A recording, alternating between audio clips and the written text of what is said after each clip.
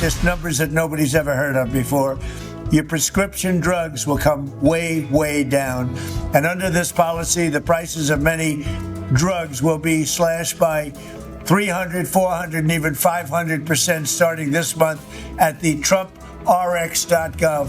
Sa layuning pababain ang presyo ng mga gamot, inilunsad ni US President Donald Trump ang kanyang Great Healthcare Plan. Isa itong bagong health policy framework na layong pababain ng malaki ang presyo ng mga prescription drugs, palakasin ang transparency sa healthcare system at ilipat ang tulong pinansyal direkta sa mga mamamayan sa halip na padaanin pa ito sa malalaking insurance company. Ayon kay Trump, ang kanyang plano ay magbibigay ng mas malaking benepisyo sa karaniwang Amerikano sa pamamagitan ng pagbabawas ng gasto sa gamot at paglalagay ng mas maraming pera direkta sa bulsa ng mga pasyente. Giit ng Pangulo, panahon na ito para matalo ang malalaking insurance corporations at manaig ang interes ng taong bayan.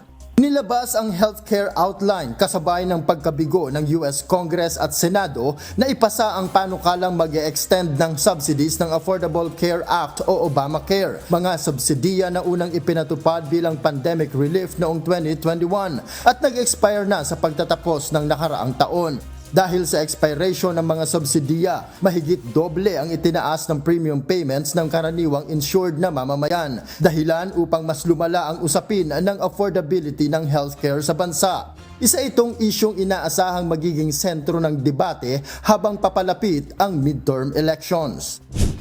Giit pa ng Pangulo, dapat umanong isabatas ng US Congress ang panukalang ito upang maging permanenteng solusyon sa problema sa healthcare. Ayon sa White House, patuloy ang pakikipag-usap nila sa mga mambabatas upang makabuo ng eksaktong legislative language para sa planong ito.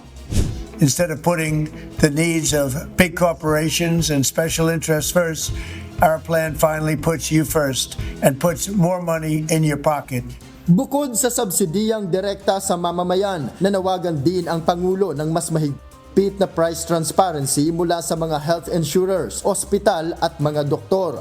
Sa ilalim ng plano, uubligahin ang mga insurance company na ilathala sa kanilang mga website ang presyo, coverage comparison at kung gaano kalaking bahagi ng kanilang kita ang napupunta sa aktwal na serbisyong medikal kumpara sa tubo ng kumpanya. Kasama rin sa panukala ang pagpapalawak ng price transparency sa mga ospital at doktor na tumatanggap ng Medicare at Medicaid na inatasang ipaskil ang aktwal na halaga ng kanilang serbisyo.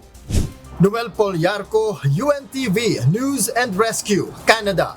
Diyos ang aming sandigan, serbisyo publiko ang aming pinahahalagahan.